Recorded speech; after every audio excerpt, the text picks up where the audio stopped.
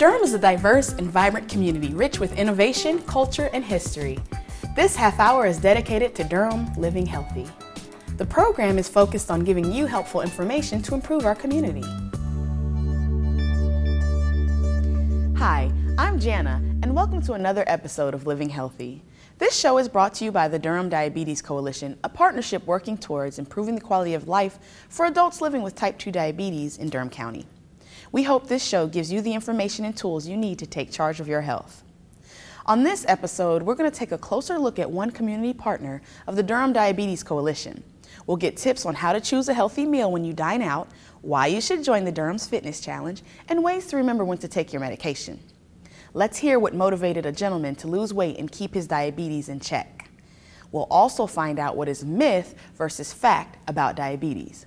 If you can't write down the information you see during this episode fast enough, don't worry, we'll recap everything at the end of the show. All of the information will also be available at durhamdiabetescoalition.org. The Community Health Coalition is a nonprofit organization that has been working towards improving the health of Durham residents for 25 years and is a strong partner of the Durham Diabetes Coalition. Let's find out more about their history and the services they provide.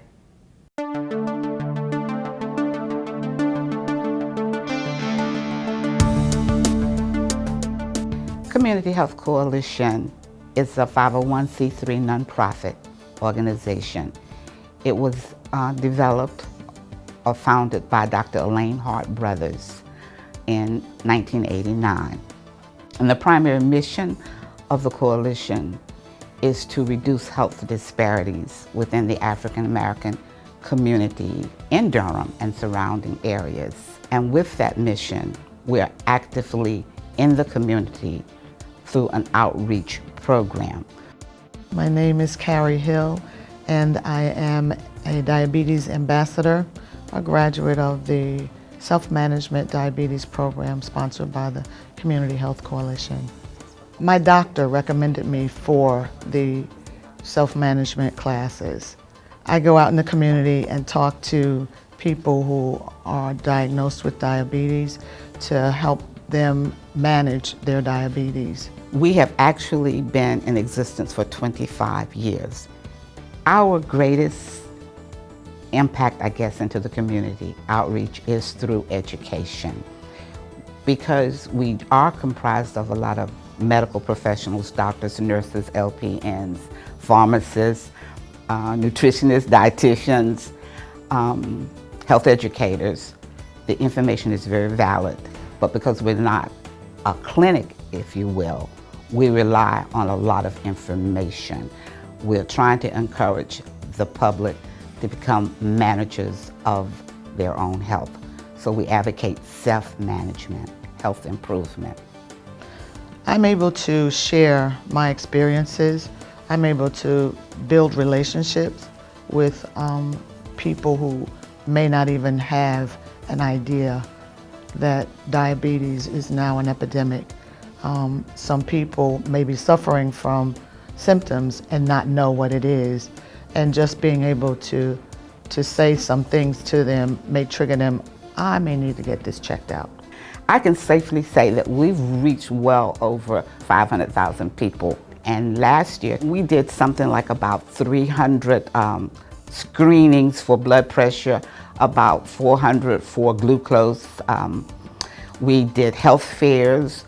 We have a health tip newsletter that we write in collaboration with physicians. We disseminate this every month to about 150 churches and 300 various organizations. But when we first started, we actively sought the ministers. We went out and engaged them and asked them if they would help us teach health from the pulpit. The Community Health Coalition is very prevalent in the Black neighborhood today, and they are very good about getting information out on cancers, breast cancer, diabetes, and those kinds of things. We've enjoyed our partnership with the Durham Diabetes Coalition. We've learned a lot. We hope we've given a lot. And the Durham Diabetes Coalition has been very supportive of what we've been trying to do.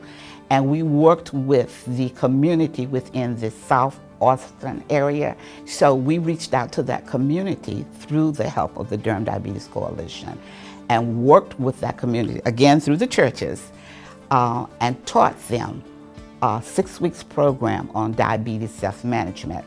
So we could not have done that as effectively as we did without the support of the Durham Diabetes Coalition. Also, as a community member, we feel that we give a lot to the coalition, oftentimes giving you the perspective of the community. We're always looking for volunteers. We want you to know about us and who we are. We're Community Health Coalition, Inc. www.chealthc.org. You can call us. We're at 919-470-8680. The address is 407 Crutchfield Street, Durham, North Carolina, 27704. We are right behind Duke Regional Hospital. And if you go to our website, we actually have a link there where you can click to volunteer. We're very appreciative of all the help we get from our volunteer base. The amount of outreach the Community Health Coalition has provided over the past 25 years is amazing, and it's mostly been through the dedication of volunteers. Like Carmelita said, they've managed to reach nearly 500,000 Durham residents. For more information on the Community Health Coalition, visit chealthc.org. Trying to eat healthy when you dine out can be difficult because restaurant dishes often have large portion sizes and higher calorie counts. However, there are ways to eat a healthy meal and enjoy yourself. This is especially important if you are following a diabetes meal plan. Let's get a few tips on making healthier choices when eating away from home. Dining out is such a big part of our lives, whether it's lunch with friends, a family gathering at a local restaurant, or a fast food dinner on the run. Because we eat away from home more often these days, it's hard to think of it as a splurge event. Everyone should try to make healthier choices when eating out. When you have diabetes, it's even more important to do some planning when eating away from home to keep your blood sugar in control. Restaurant meals are often higher in calories, salt, fat, and carbohydrates than what's recommended for healthy eating. Let's talk about some steps you can take to enjoy your meal while still having good control of your diet. If you know where you'll be dining, check out the menu before you go. Many restaurants have nutrition facts listed on their websites. When looking over the menu, watch out for words like breaded, fried, crispy, creamed, and smothered that let you know an item is loaded with extra calories, carbohydrates, fat, and salt. You can also ask to see the nutrition information once you arrive. Don't be shy about asking your server if you have questions about how a food on the menu is prepared or to request a healthier version of the meal. Ask to have your meal prepared without any added salt.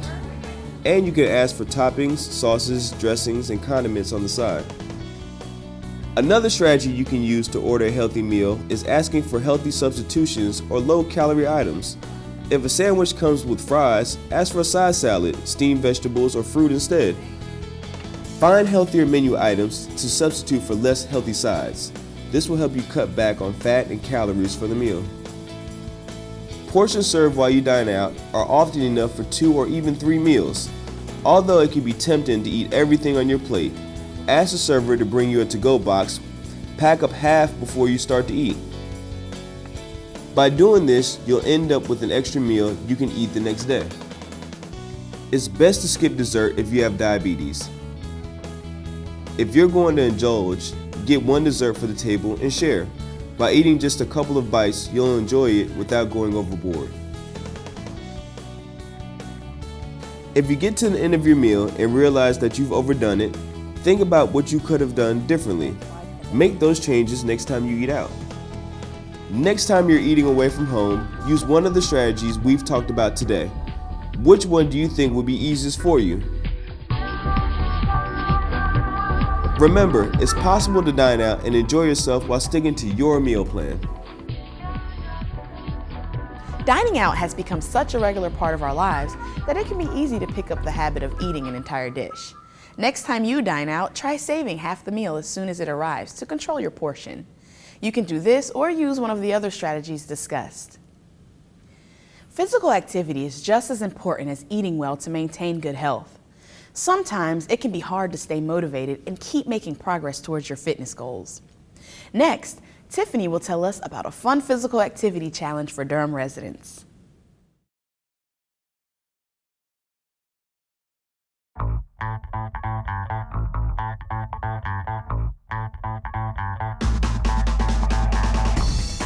A Healthier Durham is a fitness and wellness website that allows people to challenge themselves and their friends to participate in the Healthier NC Challenge or Healthier Durham.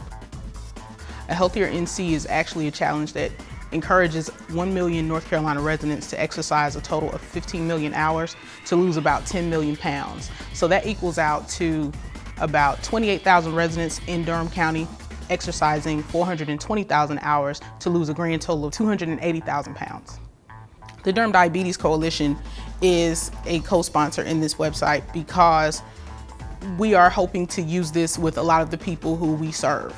We want them to be able to keep track of how much they're exercising, of what they're eating, of their blood sugars and their blood pressures as well. And so this site allows people to keep track of all of that, and therefore the people who we serve will be able to keep track of that and share that with their physicians and share that with our staff members who come out and visit them. And we're hoping that it will spread to their families. Diabetes is a chronic disease that in a lot of cases, the effects of diabetes can be, in a sense, put off with more physical activity, because type 2 diabetes is, clearly a disease that can be helped with more physical activity. Of course, you want to eat healthier when you do have a diagnosis of diabetes, but people who are more active have lower numbers in their blood sugar, which translates into lower A1C numbers. People should register for A Healthier Durham because it allows them an opportunity to track their progress.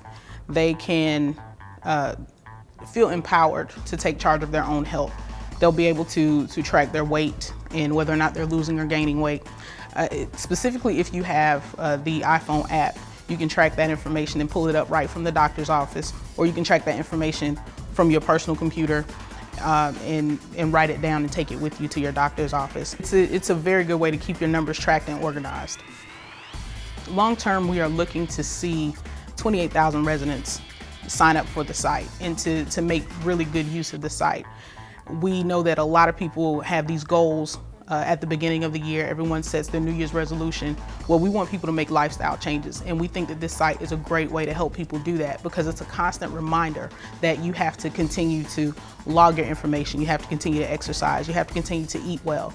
And these are the things that the site encourages, and these are the things that the site will allow people to see on their own. Be sure to visit www.ahealthierdurham.com where you can sign up and log your information, make sure you join the challenge, and start the process of becoming a healthier you. By being part of A Healthier Durham challenge, you can track your own fitness and health goals to help Durham become healthier. The website also has beneficial health information and fitness opportunities in your community. I've already signed up for the challenge. You can join today by visiting ahealthierdurham.com. Another aspect of being healthy is following the medical instructions of your healthcare provider, including taking your medications. If you're on multiple prescriptions, it can be hard to remember to take them on time. Next, we'll find out how to make taking medications part of your daily routine.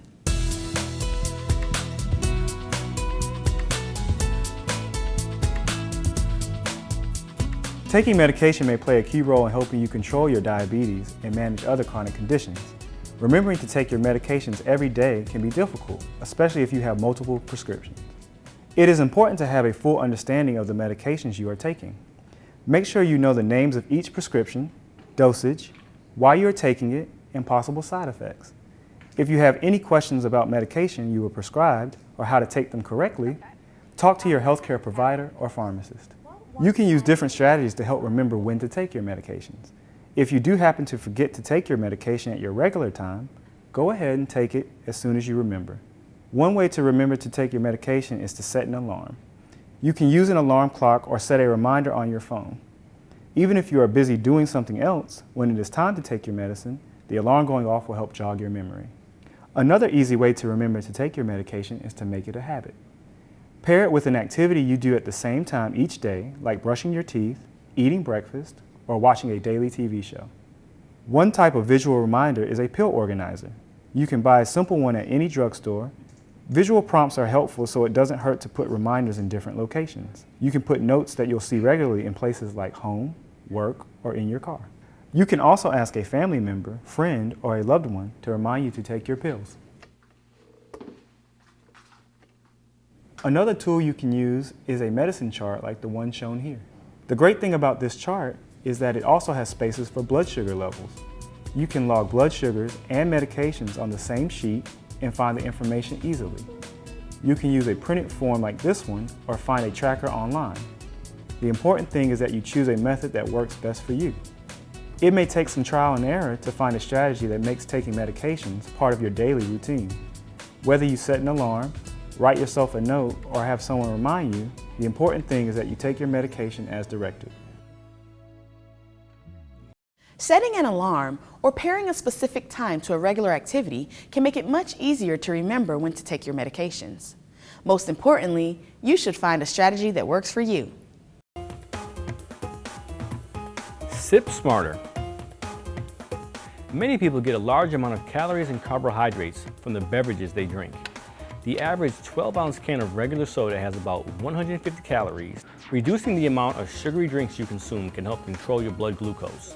Try replacing your sweet tea with unsweet tea, for example, or seltzer water with just a splash of cranberry juice. And of course, good old-fashioned water is always the best choice. Each individual is different. The next gentleman understands the importance of doing what's best for you, your schedule, and your lifestyle. Let's find out what made Rich lose weight and how it impacted his diabetes.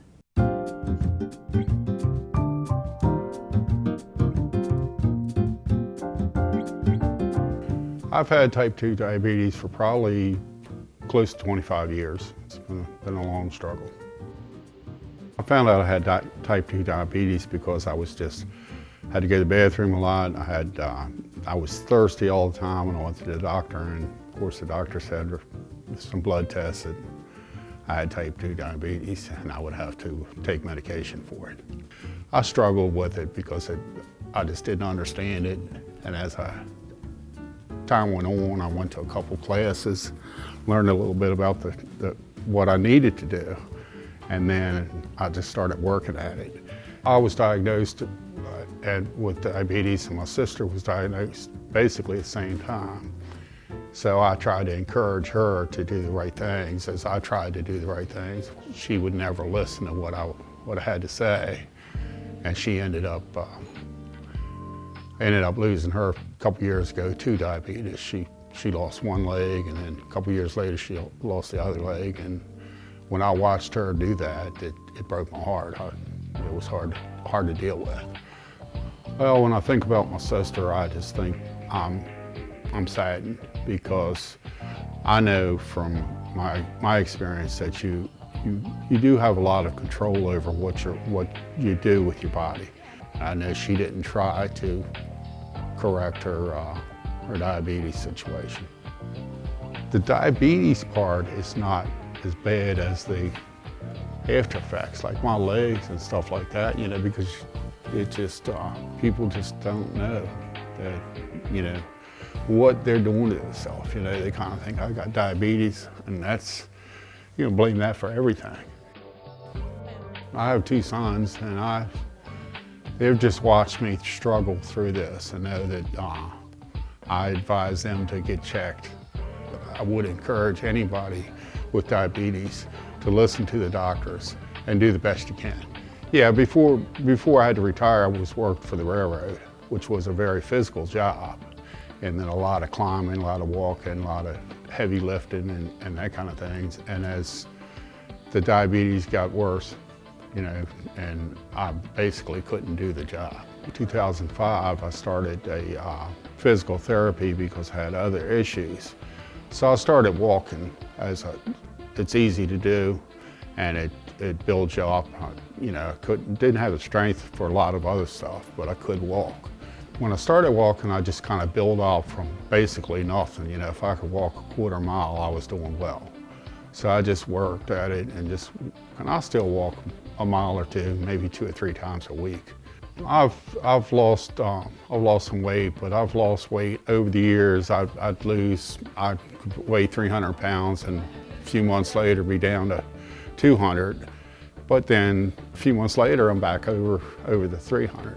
I ended up going to an endocrinologist because my regular doctor could no longer control my diabetes. When I was on insulin, I was taking 85 units of insulin a day. And I still wasn't maintaining my sugar levels like I should. So when I went to Dr. Christina, she encouraged me to lose weight.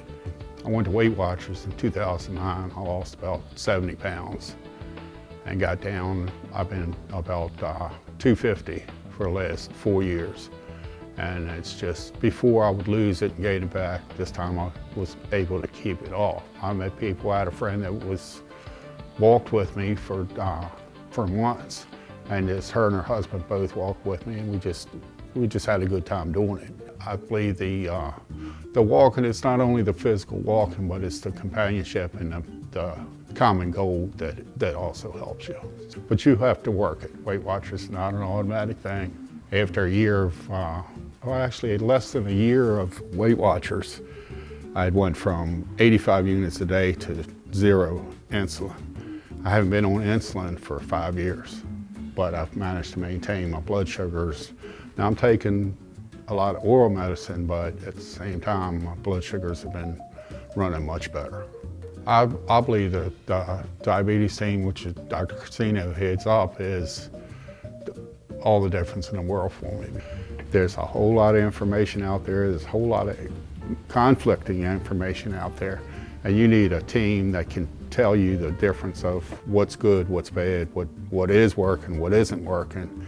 I know when I first got diagnosed with diabetes, I was wondering, different things, how bad is this? You always hear people die from it and all this crazy stuff, and you're like, if you start out when you first get diagnosed and learn to correct your situation and stick to what the doctor tells you, you have a good chance of living a long life with diabetes.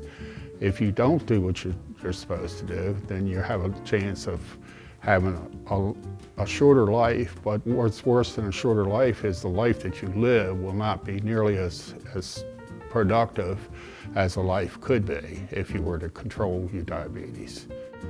Rich saw what his sister went through with her diabetes and didn't want to have a similar experience. He made significant health behavior changes so he could live a better quality of life. Get plenty of fiber. Getting plenty of fiber is important in maintaining blood sugar control. Fiber helps to reduce the risk of diabetes by improving your blood sugar control, lowering your risk of heart disease, and promoting weight loss by helping you feel full. Foods high in fiber include fruits, vegetables, beans, whole grains, nuts, and seeds. For more information on diabetes and fiber, go to diabetes.webmd.com. Having the right information can help you live longer and healthier. Knowing the facts can help you manage your disease and help you make informed decisions about your care. Next up, we separate diabetes myth from fact with a local physician.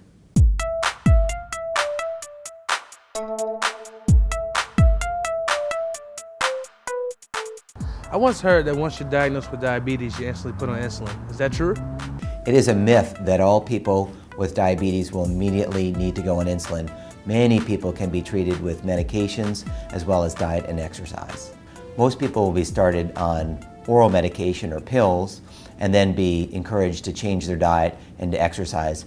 And for the vast majority, this is going to get their diabetes under good control. Sometimes when a person first comes in with diabetes, their sugars will be so high that the doctor or the prescriber is going to recommend insulin therapy.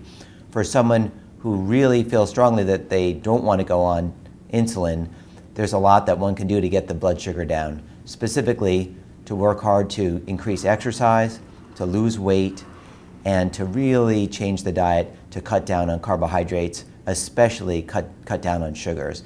And those steps can bring the sugars down a great deal. It's clear that people who are committed to getting their sugars under control without using insulin often can have a big impact. Diabetes runs in my family, but I don't show any symptoms, so I'm good, right? It is a myth that all people with diabetes will have symptoms. You may not know that you have it, you may be feeling fine, and the blood sugars are still high. Some people, when they initially present with diabetes, will have symptoms. Those symptoms can be blurry vision, a dry mouth, urinating frequently, losing weight unintentionally. But there are many people, in fact most, when they're first diagnosed with diabetes, they don't have any symptoms at all. They might feel perfectly fine, and it's something that simply gets picked up on a blood test when they go in for a medical visit. Even without symptoms, diabetes needs to be treated. It's a serious condition, and it's one that won't necessarily result in the person feeling better immediately, but the treatment is so important to prevent long-term problems and to keep that individual feeling good and feeling healthy. Some people who come to their doctor and are diagnosed with type 2 diabetes will often want to work on their blood sugars through diet and exercise alone. Well, we now know that when people take metformin, that reduces diabetes complications of all types, and it also helps people lose weight. So there's a current recommendation from the American Diabetes Association that anybody with type 2 diabetes should be started on metformin as soon as the diagnosis is made. I'm a little curious. Where can I find out more information about diabetes? There are a lot of places that one can get information about diabetes. Some of that information that's out there isn't necessarily accurate or reliable, so a person needs to be careful about where they get their information from. I often recommend to my patients to look at the Durham Diabetes Coalition website or the American Diabetes Association website. They have a lot of great information that's about all aspects of diabetes. Another resource that I recommend to people is to look at the Medline Plus website, which has information about a broad range of topics, and it's put together by the National Library of Medicine. Another place people can go for information is to go to their public library. The librarians can direct them towards books or magazines or other resources, and they have a lot of good information for people who want to know more about how to care for their diabetes.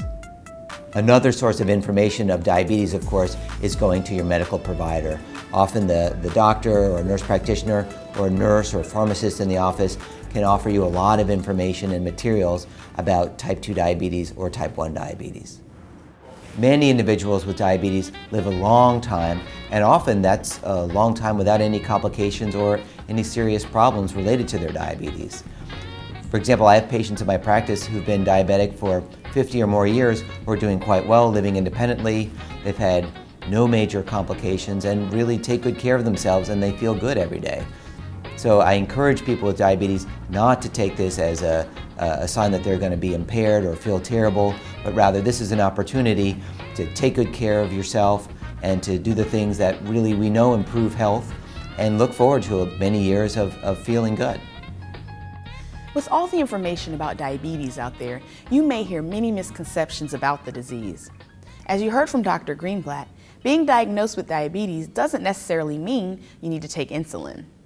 Also, you may have diabetes and show no symptoms at all. If you have questions about diabetes, you should talk to your healthcare provider. It's that time again. Our 30 minutes of living healthy are just about over.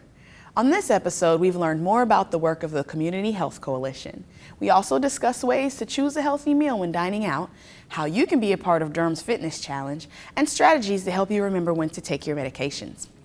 In addition, we met Rich to find out how he took control of his health after being diagnosed with type 2 diabetes, and we separated 2 diabetes myths from fact.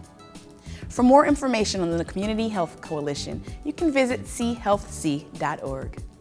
Information on A Healthier Durham Challenge can be found at ahealthierdurham.com. Remember, everything seen in this episode can be found at durhamdiabetescoalition.org. You can also call us at 919-560-7600. We'll see you next time. I'm Jana, and this is Living Healthy.